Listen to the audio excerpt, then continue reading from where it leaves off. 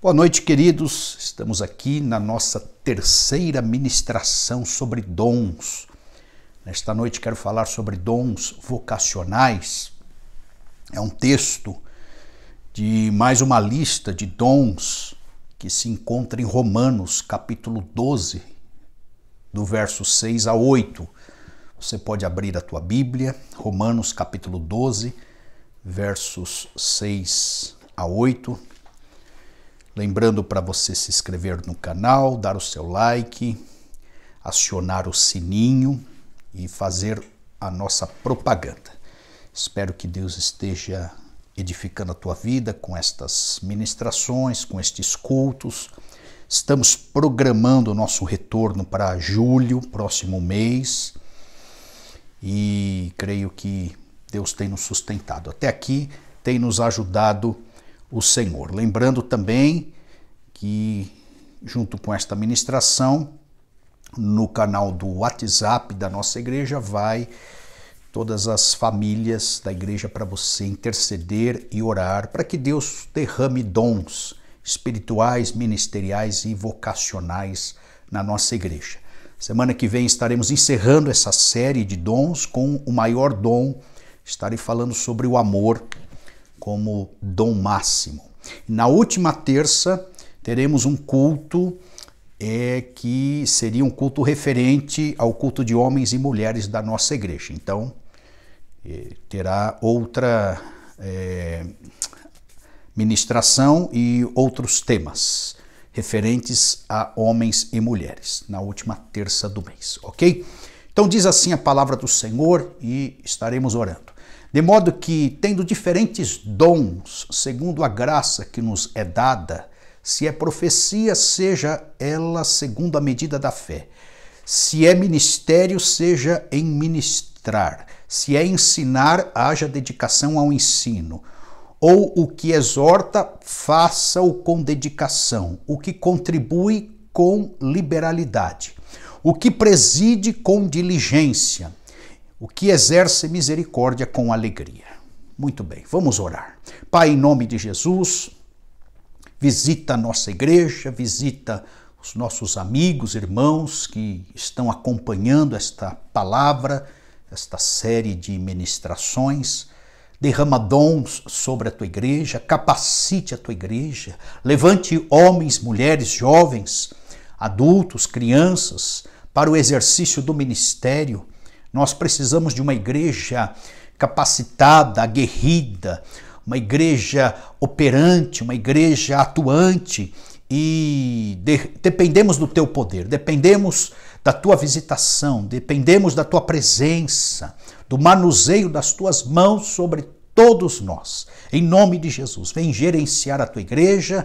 O maior interessado é o Senhor e nós aqui nos disponibilizamos, nos entregamos, ficamos vulneráveis nas tuas mãos para que o Senhor nos encha e nos use de acordo com a tua boa vontade, com base na tua palavra. Fala conosco nesta hora e opera maravilhas. Glorifica o teu nome em tudo isto, meu Pai, em nome de Jesus, para a tua glória.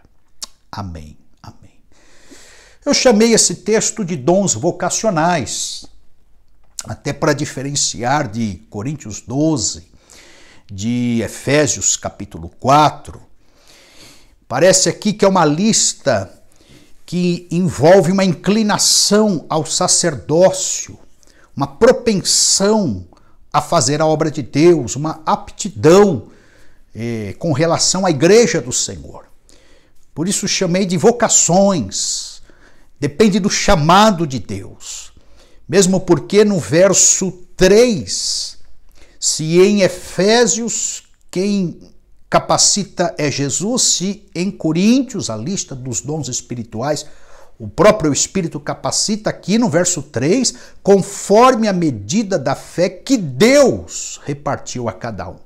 Então, comentei isso novamente, batendo nesta tecla, a Trindade operando, liberando, chamando, capacitando, vocacionando os seus. E aqui, esse texto que lemos é mais um catálogo, mais uma lista de dons.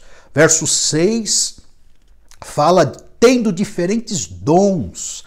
Então, Deus não deixa a sua igreja órfã. Ele visita, ele chama, ele capacita, ele gabarita todos nós. E nesse catálogo, 7 funções. Habilidades pessoais, comportamentos das pessoas para a obra do Senhor. Então, dividido aqui em 7 partes. Falamos já a primeira dela, profecia. Diz aí o verso 6. Se é profecia, seja ela segundo a medida da fé. Então, Coríntios 12 tem o dom de profecia, Efésios 4, o ministério de profeta. E aqui vale ressaltar que, e ele está apontando de fato para isso, que toda profecia está associada à palavra de Deus, está ligada ao evangelho. É fé, essa medida da fé é corpo doutrinário. Então aquele que fala a partir dos oráculos do Senhor deve falar com a base doutrinária do evangelho, tendo a pessoa de Jesus como centro, como revelação de Deus, tendo a palavra de Deus, a história da fé como norte. Então a pessoa não fala solta, achando coisas, concluindo ao seu bel prazer, segundo a conveniência das suas filosofias pessoais. De maneira nenhuma. Tem todo um arcabouço, tem todo um aparato, tem todo um norte. Há um livro, nós somos o povo do conteúdo, do livro. Então, se é profecia na palavra, é permanente, já está determinado. Se é profecia como um dom, é ocasional e passageira. Discutimos isso no que tange ao dom de profecia, no que tange à palavra de conhecimento, mesmo porque os dons espirituais, eles ramificam. De repente é um sonho, de repente é uma impressão, de repente é uma visão. Visão, sonho, não estão nas listas dos dons em si, mas eles acontecem. Nós vamos ver Daniel sonhando, nós vamos ver José lá no Antigo Testamento sonhando, nós vamos ver o apóstolo Paulo no Novo Testamento tendo sonhos também. Então, John Stott, comentando este texto, comentário aos Romanos dele, parece que é algo restrito, disse ele. Algo mais pontual, pendendo a algo ocasional e passageiro, mas mesmo assim não pode contradizer a fé cristã. Parece que ele abre espaço, estou usando a palavra dele, porque é uma autoridade, e não queria ser palavra final neste quesito aqui, mas ele pende para que seja um dom, e se é dom de profecia, é ocasional e passageiro. Mas mesmo assim, volto a dizer, não pode contradizer a palavra, o que está revelado, a métrica do cânon já estabelecido. 2 detalhezinhos importantes aqui, só para recalcar esse dom, o dom da profecia. Que toda profecia, inclusive no que tange a palavra permanente ou como dom ocasional, deve ser julgada.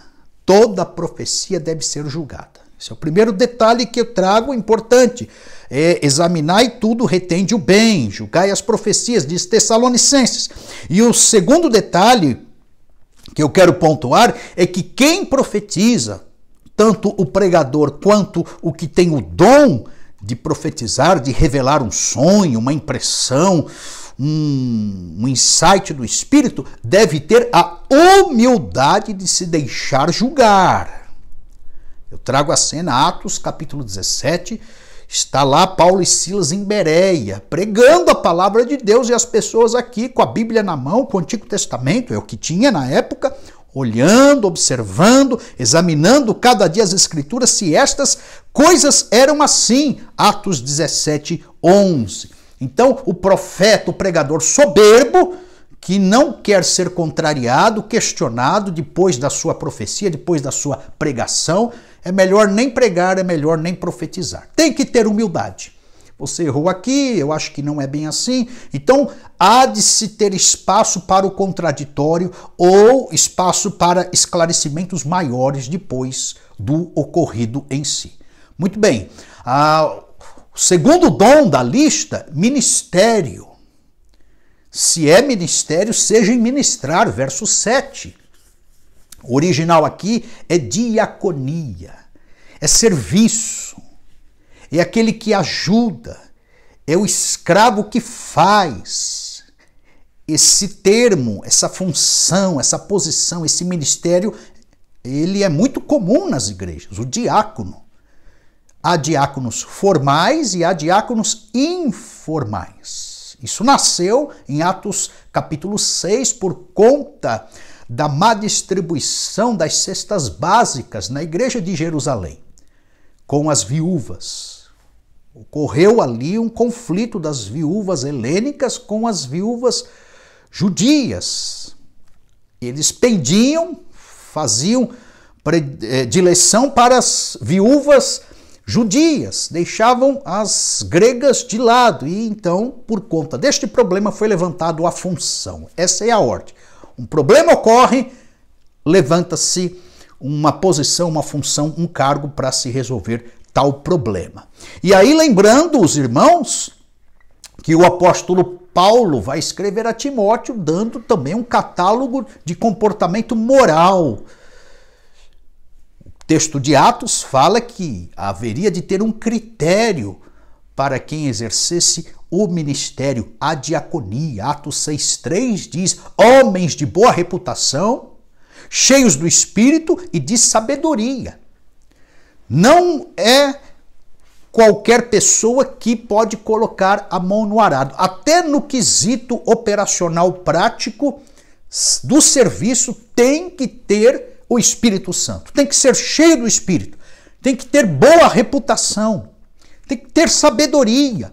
Então aí caindo, conforme falei, para Timóteo, o catálogo comportamental de Paulo, no capítulo 3 da primeira carta, verso 8, ele dá a lista. Depois que ele fala de bispo, ele entra em diáconos, que sejam honestos, que tenham integridade, não de língua dobre.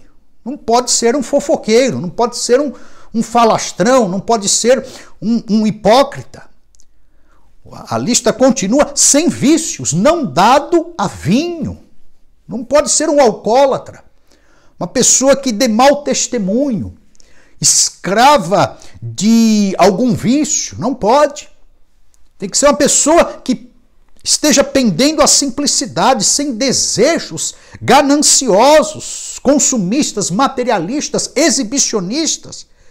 Diz lá o verso 8 ainda: não cobiçoso de torpe ganância. Colocar lá um materialista, um opressor na diaconia, ele esmaga o outro, ele se torna uma pessoa difícil de lidar, ele estará humilhando outros pares, irmãozinhos mais simples. Então, tem que ter um critério bíblico para exercer, inclusive, o cargo do serviço. Deve ser uma pessoa lúcida, crente de fato. Na lista comportamental de Paulo, verso 9, guardando o ministério da fé numa consciência pura. Coloca um herege lá na diaconia, arrebenta o ministério, gera confusão na igreja. Tem que ser uma pessoa que contribua e não que divida. Uma pessoa que some, não que venha rachar, fragmentar. A lista de Paulo a Timóteo com relação aos diáconos continua, é uma listinha grande. As pessoas ali como diáconos na igreja devem ser perseverantes, porque verso 10 fala: e também estes sejam primeiro provados. Todo obreiro quer fazer a obra de Deus, será aprovado, para depois ser aprovado. É um testezinho de fé, de caráter, de perseverança, de integridade. A obra de Deus não pode ter qualquer um na frente, exercendo uma função, inclusive essa, conforme falei, uma função prática, operacional, não. Tem que ser cheio do Espírito, tem que ter sabedoria para lidar com as pessoas, para fazer a divisão, a limpeza, a receptividade, para fazer uma visita, para consertar algo. Tem que ter sabedoria. O Espírito vai capacitando. Tem que ser crente. a pessoa mansa, a pessoa humilde, critérios, inclusive para as mulheres diaconisas, versos 11 diz lá, da mesma sorte as esposas sejam honestas, não maldizentes, sóbrias e fiéis em tudo. Esposas dos diáconos ou diaconisas, olha aí, honestas, não maldizentes, coloca uma fofoqueira no ministério, para você ver o que acontece. Sóbrias, sem bancarem a louca, fiéis em tudo. Crentes também. As relações, outro critério, verso 12, os diáconos sejam maridos de uma só mulher. Bom testemunho dentro de casa. Fiéis às esposas, aos relacionamentos, ao relacionamento conjugal, obviamente, governe bem os seus filhos e a sua própria casa. Então, lá dentro o modelo, aqui fora também na igreja será. E o testemunho à altura, verso 13, porque os que servirem bem como diáconos, olha aí, adquirirão para si boa reputação e muita confiança na fé que há em Cristo Jesus. Então, tá aí. Se você quer ministrar, saiba que você tem que ter critérios bíblicos. Eu coloquei aqui parte deles. Existem outras listas em Tito, em Pedro, e o Novo Testamento em si traz outras listas.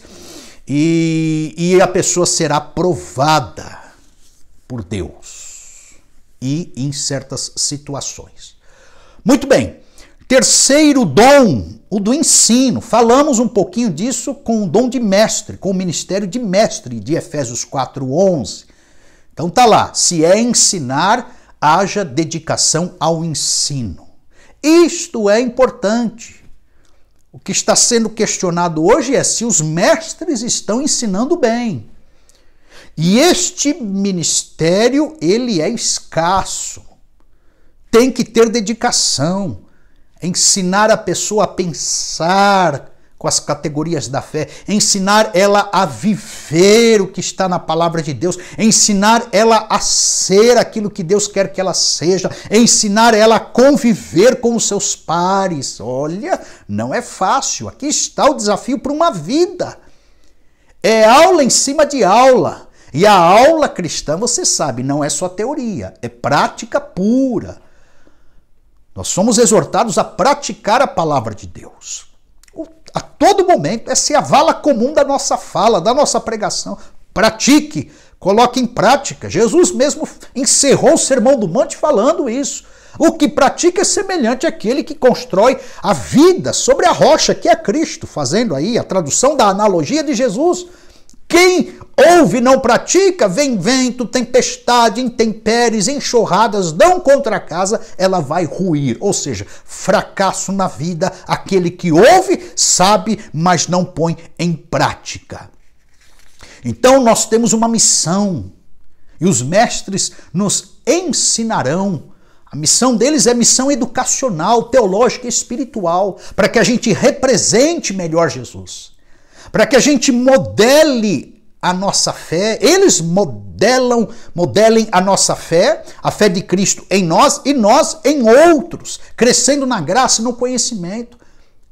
Eles exercem exemplo para que a gente cultive relacionamentos ajustados à altura de Cristo, com vínculos de paz e amor, ligados pelo auxílio de todas as juntas, diz Paulo aos Efésios 4,16, segundo a justa cooperação de cada parte, fazendo o aumento do corpo para edificação em amor, cultivo de relacionamentos, isso é missão educacional, preparo do homem para responder quando pedirem a razão da esperança que é em nós, diz Pedro, capítulo 3, verso 15, está aí a missão educacional e ampliar conhecimento. A gente, por onde vive e passa, deságua o aroma, deságua a palavra, deságua a unção, a presença de Cristo Jesus. Missão educacional. Então, quem tem o ministério de ensinar, eu deixo aqui de forma prática o meu conselho. Leia mais, compre livros, sente para aprender, entre em certos cursos, faça um seminário, melhore a tua aula, demonstre interesse, esclareça as dúvidas, saiba as doutrinas básicas da fé, mesmo que seja uma aulinha para criança, para um adolescente, vá se aprimorando, vá investindo no seu ministério. Eu percebo que nesta área a coisa é um pouquinho sofrível, porque a pessoa não compra um livro, não participa de um curso, não se aprimora em nada, não se dedica em melhorar aqui ou acolá, não sabe explicar a razão da esperança que existe dentro de si, não decora os textos bíblicos, não lê a Bíblia direito, não faz devocional. Eu percebo certos mestres querendo ensinar, mas sem autoridade para ensinar. E aí vai passar vergonha, no momento crucial, aceitando até certos convites importantes, e chegam em certos convites sem estudar, sem preparar a aula, sem ter feito um esboço homilético, sem ter mergulhado no tema. Passa vergonha. Claro, não estou falando que tudo depende de nós, claro que não. Mas a lição de casa, esse mestre, esse pedagogo da fé, esse que é professor, ele tem que fazer. Daí a palavra de Deus, se é ensinar, você tem que se dedicar. Falei na semana passada que 1 hora de ministração é 3, 4, 5, 8 horas de estudo, de preparo, de leitura. A máxima nos seminários é, se você vai falar de um assunto, você tem que pesquisar de no mínimo 3 comentaristas, sondar no mínimo 3 livros. E aí, o quanto você puder sondar, mas no mínimo você captar as informações, faz o teu sermão, depois traz os livros à cena, ou se não já vai para os comentaristas e tal, e vê se você está no caminho certo e vê o que eles falam. Mas o trabalho de pesquisa, e isso é lição de casa, eu chamo isso de lição de casa, isso tem que ocorrer. E vou dizer um outro detalhe, nem sempre o povo reconhece, nem sempre o povo valoriza, nem sempre o povo sabe o quanto que você se dedica nos bastidores. Eles veem lá o produto final, a tua ministração, a tua aula, a tua pregação, mas não sabe para que você chegasse ali o que você passou nos bastidores da tua vida, do teu escritório, e até com o joelho no chão. A nossa aulinha não é só desaguar informação, é influenciar com vida, espiritualidade, com a vivência e a experiência da palavra de Deus. Relacionamento com Jesus. Então, é muito mais que prático e teórico. É relacional. Pense nisso, meu irmãozinho. E deixo aqui, então, esse alerta para todos os mestres, todos os professores, principalmente da nossa igreja. Batista Central, em Vila Maria. Não me apronte não, meu irmão. Quando você vier para a tua aulinha, para a tua pregação, cave no trono de Deus no joelho e pesquise, sonde, estude, coloque diante de Deus, agonize lá diante de Deus no texto, pede para Deus trazer revelações. Amém? Você sabe disso que eu pego no pé mesmo. Essa área aí é importante para a nossa igreja, para a gente não falar besteira. Quarto dom, verso 8, Romanos 12, 8. Ou o que exorta, faça-se com dedicação. Está aqui uma vocação, uma tendência, uma inclinação a pessoa exortar. A gente tem essa exortação como bronca. Ah, o irmão, ele sai dando bronca, ele tem o dom da exortação. Por quê? Porque ele bronqueia todo mundo, porque ele metralha todo mundo, porque ele acaba com todo mundo. Calma. Essa palavra exortação é o ato de você pôr na mente do outro a verdade que está no erro.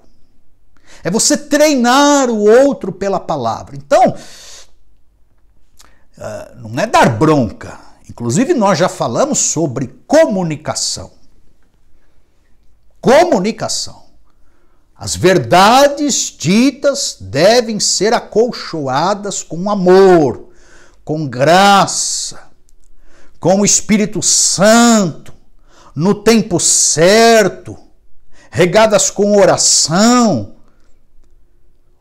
ganhar a confiança da pessoa, esperar o Espírito Santo preparar a agenda para você ir lá e exortar. A gente não sai exortando assim, nos corredores da igreja, trombando, atropelando as pessoas. Isso vai ferir. Essa exortação, esse tiro vai sair pela culatra, vai ser um desfavor, não vai cumprir função.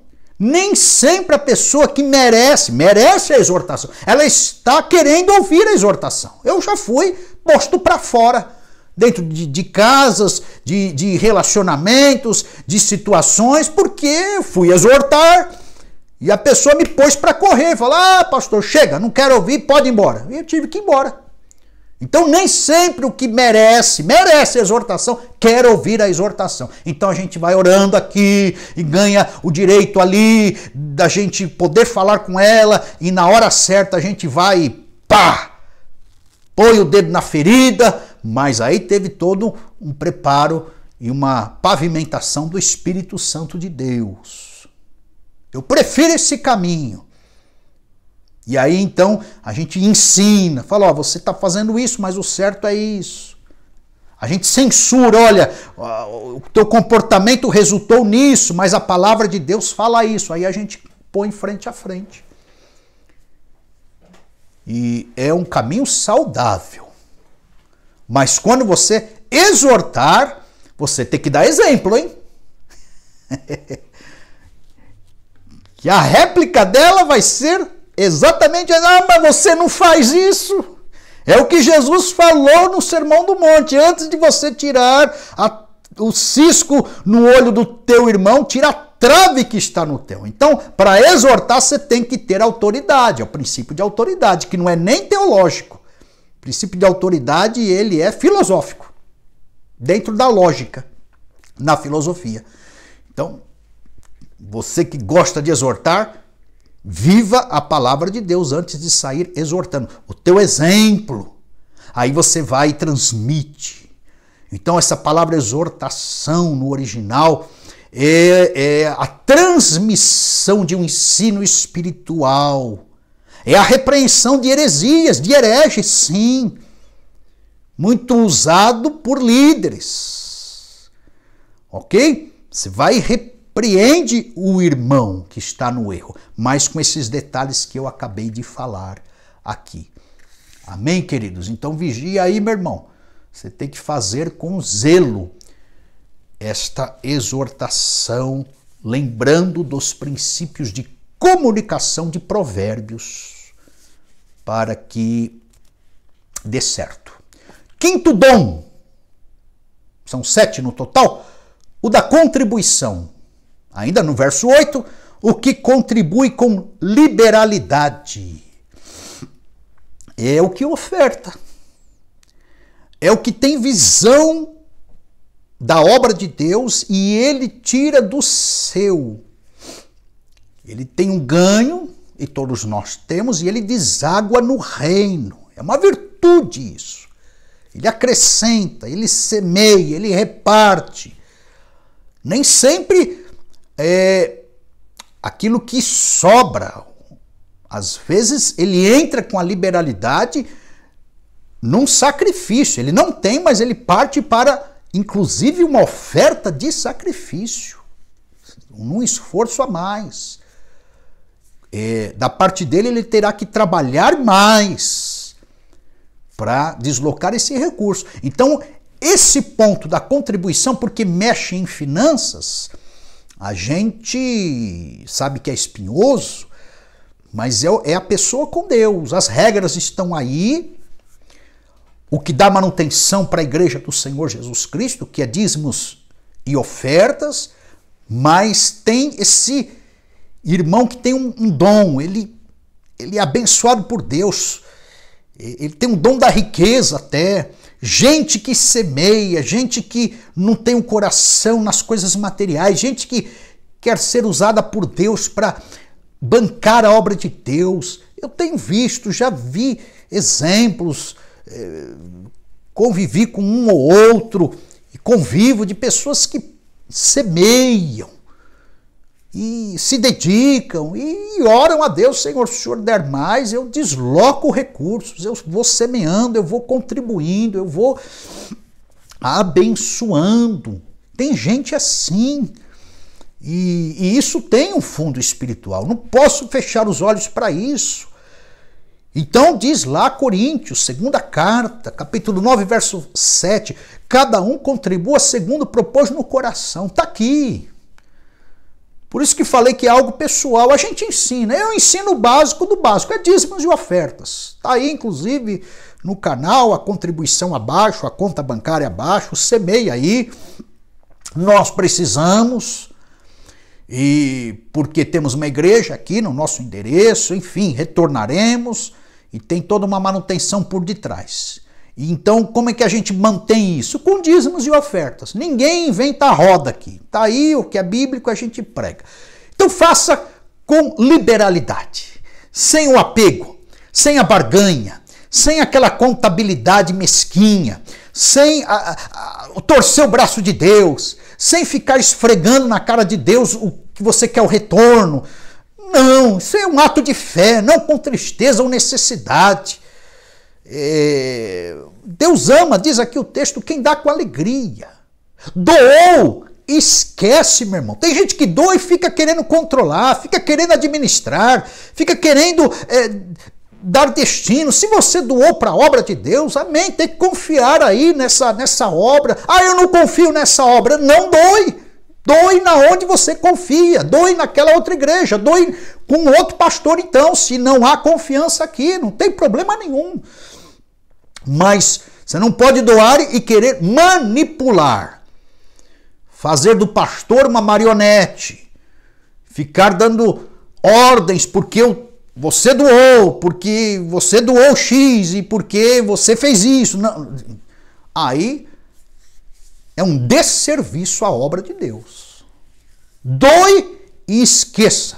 Administrar o mal, aí Deus cobra de nós. Se eu administrar mal, se os responsáveis administrarem mal, aí é a gente que vai ter que prestar contas com Deus. E você fica na bênção. E você fica próspero. E você fica no alívio. E você fica com a consciência tranquila, e você fez a tua parte, e Deus te preservou, e Deus viu a tua obediência, e a gente cai, se for o caso, numa disciplina da parte de Deus, porque esse negócio todo aqui é de Deus. E Ele é o maior interessado em dar manutenção para isso tudo. Então, é semear no reino, com liberalidade, sem o apego. É um exercício de fé. Quando você faz isso, você fala quem é o seu Deus, a quem você de fato serve, quem que te domina e a quem você está dominando. Ou seja, você não é dominado pelo dinheiro e o teu Deus não é o vil metal. Amém? Que Deus te abençoe. Tem esse dom aqui, então, o da contribuição. Faça com liberalidade, com solidariedade, com filantropia, com misericórdia, com generosidade, com paixão, amor, com justiça. Faz aí a tua parte e fique tranquilo, fique blindado pela bênção do Senhor. Sexto dom, o do governo ou da presidência. É a liderança, verso 8, o que preside com diligência, com zelo, com tato, com atenção. Então, é o dom de liderança. Para esse que governa, que preside, ele tem que ser discípulo de Jesus, parecido com Jesus, fazer mais por Jesus. influenciar como Jesus influenciava. Só quero lembrar os irmãos dentro desse dom da liderança, as pessoas que querem ser líderes no arraial eclesiástico, evangélico, cristão. A nossa liderança é diferente. Você sabe disso. Para o líder ter o respeito dos liderados, ele tem que ser parecido, conforme eu falei aqui, com Jesus. Então não adianta pegar os conceitos de liderança lá de fora e aplicar aqui dentro. Aqui não é empresa. Aqui a gente não trabalha com resultados. Igreja não se visa lucro. Os valores do reino são diferentes dos valores do mundo. Olha quanta coisa discutível. Então o perfil do líder, quer ele no ministério, quer ele como testa de uma igreja, quer ele como posicionado numa diretoria, numa convenção, enfim, qualquer liderança. Inclusive uma liderança de sala de aula na igreja, uma liderança de um departamento específico, até mesmo um departamento espiritual ou um departamento prático como a diaconia. O líder tem que ser humilde. Por que a animosidade entre líderes e liderados? Porque às vezes a culpa de fato é do líder. Esse líder não é humilde. Então tá aí o contraste. Liderança cristã, o líder tem que ser humilde. Porque na secular o líder geralmente é ambicioso. Liderança cristã, o líder depende de Deus. No secularismo, o líder ele é autônomo, palavra final, a pessoa independente. Liderança cristã, o líder ele é crente, ele exerce fé. Às vezes Deus fala, ele depende de Deus. Se Deus falar não, ele tem que obedecer. No secular, ele é autoconfiante. Ele vai fazendo e vai dando ordens. Na igreja é diferente. Liderança cristã, as pessoas reconhecem que esse líder foi posto por Deus, é espiritual.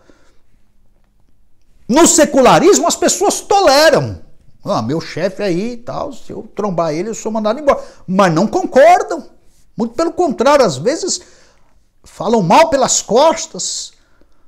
Liderança cristã, o líder se volta para as necessidades, para as pessoas. No secularismo são os resultados, é sucesso, são números, lucros. Olha as diferenças.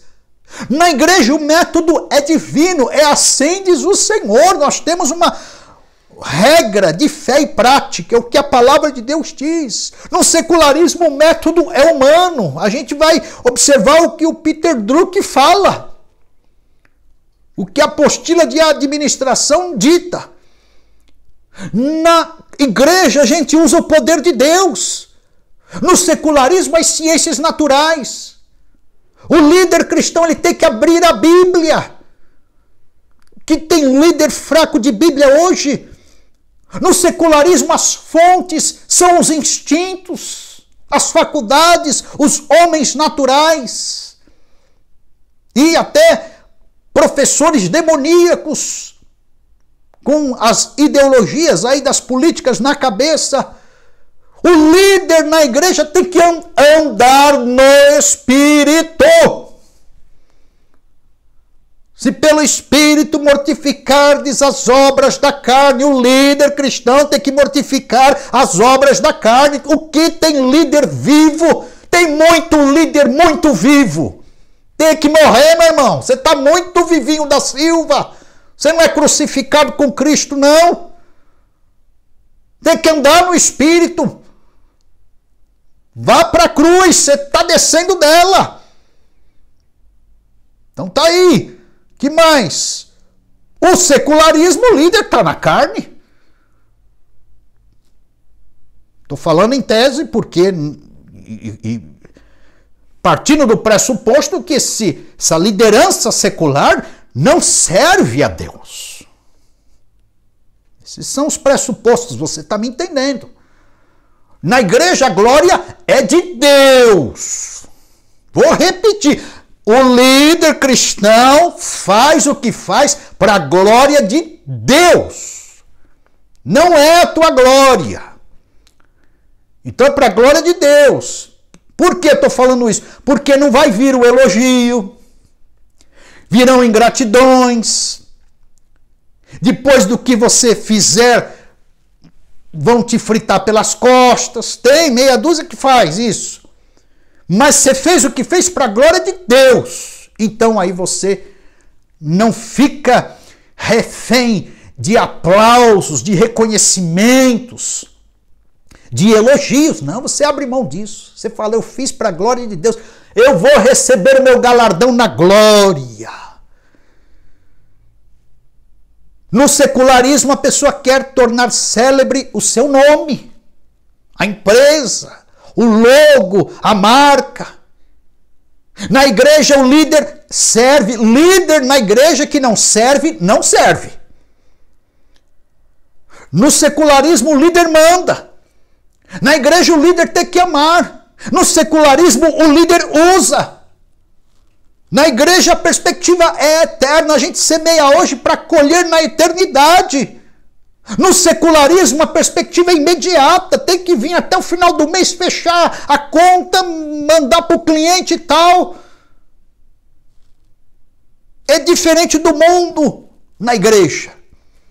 E o secularismo alimenta cada vez mais o sistema mundano.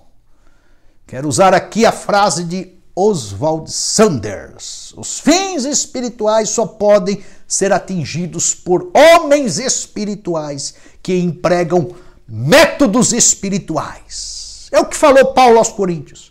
A minha palavra e a minha pregação não consistia em palavras persuasivas de sabedoria humana, mas em demonstração do Espírito Santo e de poder. Paulo falou aos filipenses, eu tinha condições de sair dando carteirada em todo mundo, eu tenho pedigree, eu tenho canudo, eu tenho raiz, eu sou hebreu de hebreus, eu sou teólogo, eu sou isso, eu sou aquilo, eu podia usar esses meus métodos, mas eu considerei tudo como esterco para poder ganhar a glória do Senhor e reverter a glória para Ele também.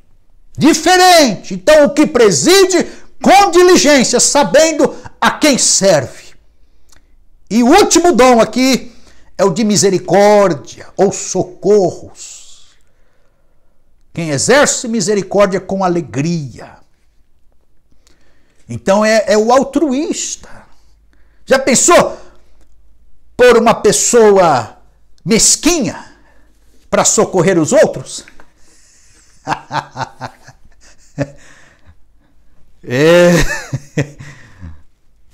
Não dá nada certo. Por um avarento aqui, para o ministério de socorro da igreja. Aí ele vai fazer a visita lá e fala, não, tá bom demais, não precisa de nada, não, tá. A pessoa lá arrebentada, agonizando. Você tem que pôr aqui uma pessoa sensível. Então não é todo mundo que tem misericórdia do outro. Tem pessoas novas convertidas e velhas convertidas que ainda não encarnaram esse negócio de misericórdia. São um baita de uns egocêntricos. Só pensam em si. Avarentos, mesquinhos, incrédulos, contabilistas, humanistas. Não, pastor. Então assim, não dá do seu e quando olha o necessitado, acha que também não precisa. Acha que ninguém deve socorrer, cada um por si, Deus por todo. Eu quero te falar que isso não é bíblico não, viu, meu irmão? Minha irmã, você é avarento, você que idolatra o dinheiro, você que não semeia nada, você que acha que o outro está bem na vida, você que pensa que não deve ajudar ninguém, eu vou te falar, vá se converter, meu irmão. Eu estou falando para os da minha igreja, da nossa igreja. Verifica aí se você não é esse ingrato, esse materialista, esse egoístazinho aí, esse olho gordo que acha que tá tudo certo com os outros e com você. Exerça a fé aí, meu irmão. Tenha mais compaixão. Se desprenda aí. Não estou falando para você administrar com usura, ser um desperdiçador, não estou falando isso. Eu estou falando para que você minimamente semeie, minimamente tenha misericórdia, minimamente tenha entranhas e afetos de compaixão. É isso que eu estou falando. Não meça os outros a partir do teu olhar mesquinho. É isso que eu estou falando. Do teu olhar avarento. Do teu olhar miserável. Temos que entender os contextos das pessoas, a história das pessoas. Claro, vamos discernir quem é o preguiçoso, quem está se aproveitando, aquele que é encostado, aquele outro que só usa a igreja ou a assistência social da igreja. Vamos discernir tudo isso, sim. Mas eu quero dizer que tem muita gente necessitada, que se depender de você, a turma passa fome. Eu estou clamando aqui com esta palavra para uma análise pessoal e para que a gente exerça a semeadura, a generosidade, a benevolência, a compaixão, o socorro, o favor. É isso que eu estou falando. O que eu estou falando é Mateus 25, 25. Porque tive fome e deste-me de comer. Tive sede e deste-me de beber. Era estrangeiro e hospedaste-me. Percebe que vai além do pôr a mão no bolso. Implica na tua visitinha, implica na tua ligaçãozinha, implica no teu WhatsAppzinho para a pessoa, implica numa oração feita e liberada, implica num abraço, hoje não pode mais abraçar, né? Implica num olhar de compaixão. Só o teu olhar de compaixão já quebra a opressão do teu olhar julgador, crítico, opressor. Só de você mudar o olhar com relação ao outro já ajuda e muito. É isso que eu estou falando. Estava nu e vestiste-me. Adoeci e visitaste-me. Estive na prisão e foste ver-me. E eu tenho desafiado a igreja para que essa diaconia seja dentro e seja fora. Mesmo que a gente faça pouquinho. Ah, pastor, mas só deu para arrecadar isso. Não tem problema. Ninguém começa grande. Ninguém começa por cima. A gente vai por baixo na humildade. Vocês já sabem como é que é meu estilo de liderança pastoral. Na discrição, sem holofotes, sem trombetas, sem tapete vermelho, sem muita propaganda. Eu gosto de começar assim, a diaconia.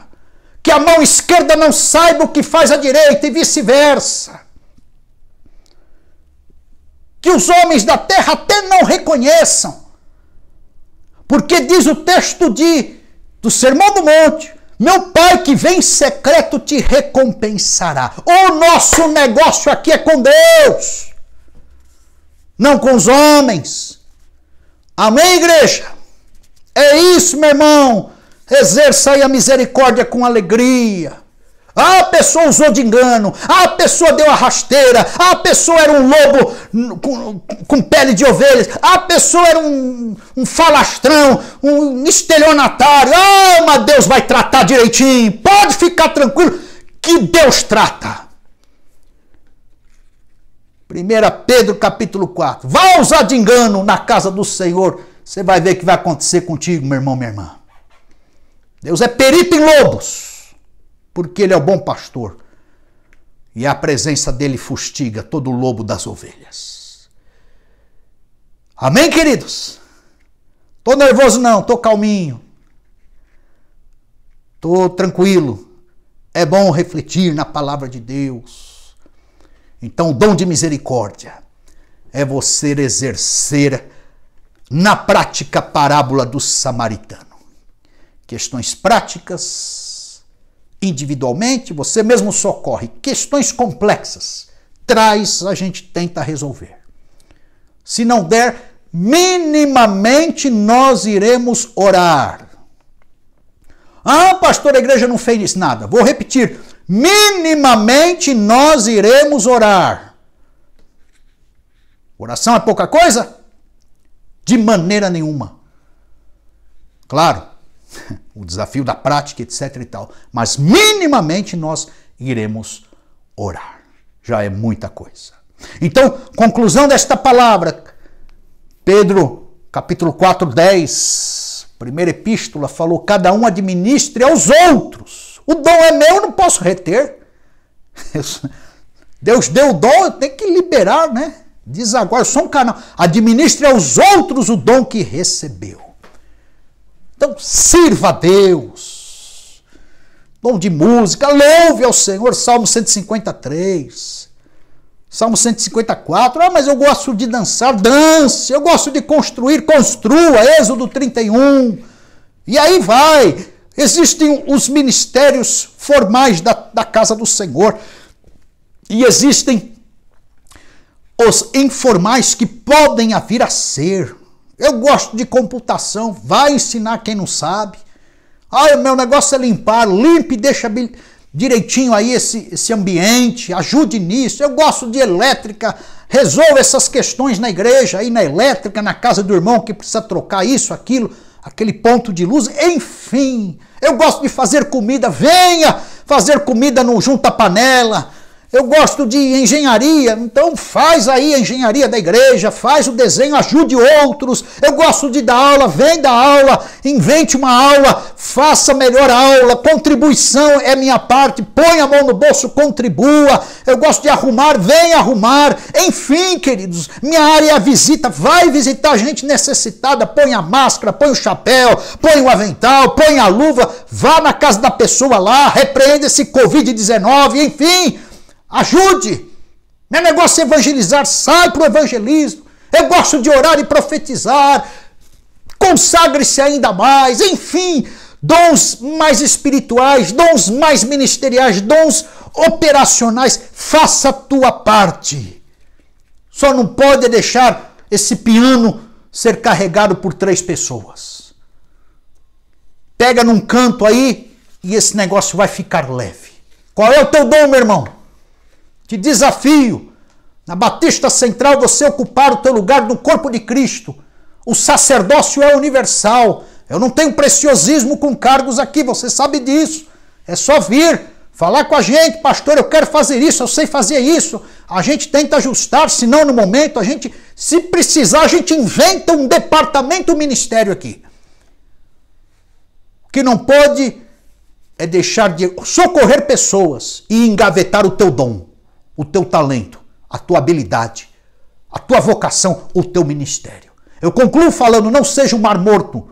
Mar morto só recebe água e fica tudo represada nele. Excesso de salinidade, de sal.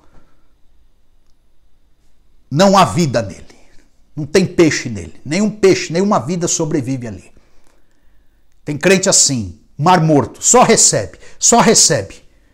E não deságua em lugar nenhum, inclusive nem em parentes.